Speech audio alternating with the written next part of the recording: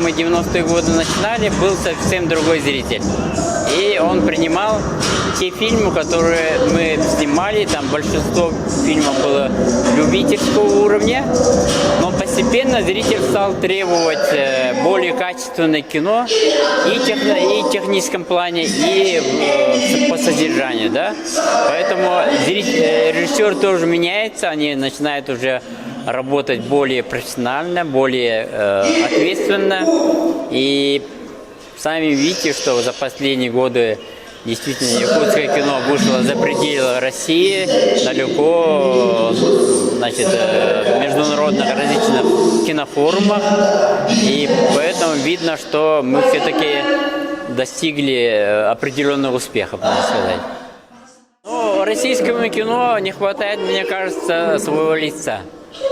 И в последние годы, особенно российское кино как бы потеряло свой какой-то путь, свой взгляд на жизнь, и больше подражаний было, да, Голливуду, западным кино, и более стремились сделать такое кино, которое в развлекательном плане для зрителя как бы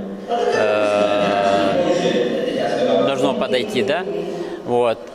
Но такие фильмы, которые более содержательные, более такие, с постановкой таких вопросов, чтобы они вызывали определенную задумку у зрителя, таких фильмов было мало. И поэтому сегодня российское кино должно действительно выйти именно, во-первых, количественно увеличиться, и, во-вторых, качественно измениться, чтобы привлечь своего зрителя.